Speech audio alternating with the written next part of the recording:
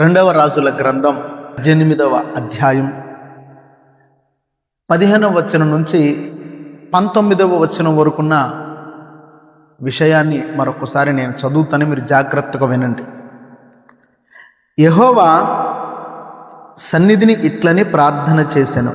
యెహోవా, కెరూబుల మధ్యను నివసించుచున్న ఇశ్రాయేలీయుల దేవా, భూమి ఆకాశములను కలుగు చేసిన అద్వితీయ దేవా, నీవు లోకమందున్న సకల రాజ్యములకు దేవుడవై ఉన్నావు. యెహోవా, చెవియొగ్గి ఆలకింపుము. యెహోవా, కన్నులు తెరచి దృష్టించుము. జీవము గల దేవుడవైన నిన్ను దూషించుటకై సెన్హెరీబు పంపిన వాని మాటలను చెవినబెట్టెము. యెహోవా, అష్షూరు రాజులు ఆ జనములను వారి దేశములను పాడు చేసి వారి దేవతలను అగ్నిలో వేసినది నిజమే.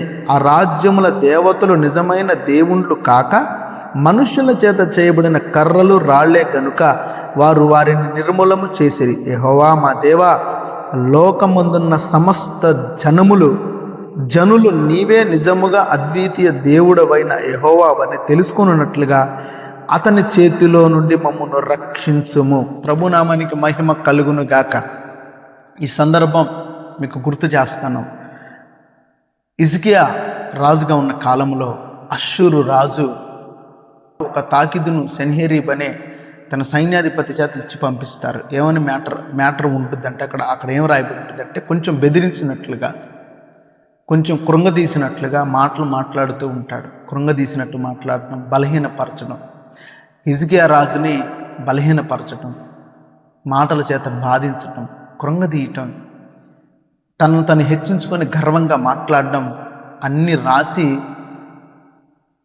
నీ దేవుడు నిన్ను కాపాడతాడని నీవు అనుకుంటున్నావా, నీ ప్రజల్ని నిన్ను కాపాడతాడని నీ దేవుడు నీవు అనుకుంటున్నావా అని బెదిరించి మాట్లాడతాడు.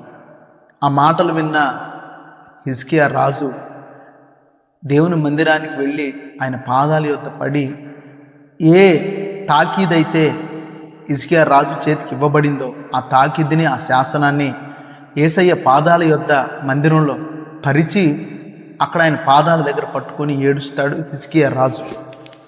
వాస్తవంగా మనము చాలా సందర్భాల్లో ఒక మాట అంటూ ఉంటాం. ఏమనంటే, ఎరా నీవు 10 దెబ్బలు కొడితే నేను ఒక్క దెబ్బ కూడా కొట్టలేనా అనే పదాన్ని మనము చాలా సందర్భాల్లో వాడతాం. కానీ హిజ్కియా ఆ పని చేయలేదు. హిజ్కియా దగ్గర కూడా సైన్యం ఉంది. హిజ్కియా దగ్గర కూడా బలమైన వారే ఉన్నారు. హిజ్కియా రాజు దగ్గర కూడా గొప్ప సైన్యమే ఉంది. హిజ్కియా గారి దగ్గర కూడా గొప్ప రథాలు ఉన్నాయి. హిజ్కియా గారి దగ్గర కూడా గొప్ప యోధులు ఉన్నారు. కానీ పరాక్రమశాలులు కూడా హిజ్కియా గారి దగ్గర ఉన్నారు. కానీ అష్షూరు రాజు వచ్చి బెదిరించినప్పుడు తన దగ్గరున్న ఏ బలాన్ని కూడా తను ఉపయోగించి, ఎరా నువ్వు 100 దెబ్బలు కొడితే నేను ఒక్క దెబ్బైనా కొట్టలేనని తన మీద తను ఆధారపడకుండా ఏ మాటలైతే విన్నాడో ఆ మాటలను నేరుగా తీసుకెళ్ళి యేసయ్యకి చెప్పాడు. యేసయ్య పాదాల మీద పడ్డాడు. దేవా, మమ్మల్ని జ్ఞాపకం తెచ్చుకుని రక్షించమని ఏడ్చాడు. ప్రియులారా, అప్పుడు జరిగిన విషయం, తన దూతను పంపి మొత్తాన్ని చెదరగొట్టి రాజు ఎవరైతే బెదిరించాడో అదే రాజు సొంత తన కుమారుల చేతే చంపబడినట్లుగా మనకు 37 వచనంలో ఆ సందర్భం ఉంటుంది. మీరు చదువుకుంటే కనపడిద్ది. తన కొడుకుల చేతే బెదిరించిన శత్రువు చంపబడినట్లుగా రాయబడుతుంది. తన బలం మీద తను ఆధారపడకుండా యేసయ్య పాదాలు పట్టుకున్నాడు. ఆయన పాదాలు పట్టుకొని ఏడ్చాడు.